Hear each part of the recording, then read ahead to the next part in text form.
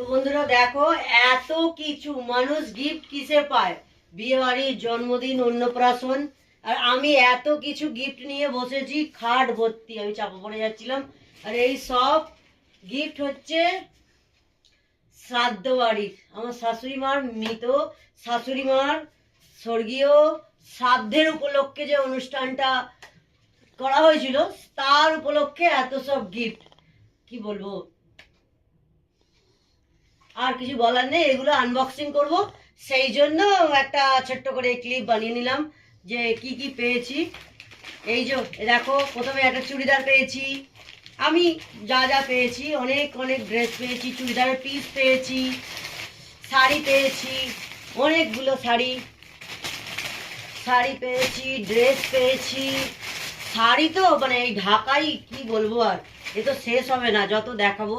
এখন আপাতত তিনটে আরো পরে ফেলেছি। এই একটা শাড়ি আছে, মানে শাড়ি শেষ। আর এইটা হচ্ছে চুড়িদারের পিস, এই একটা আর এই একটা, দুটো চুড়িদারের পিস আছে। এগুলো হচ্ছে শ্রাদ্ধ বাড়ি উপলক্ষে।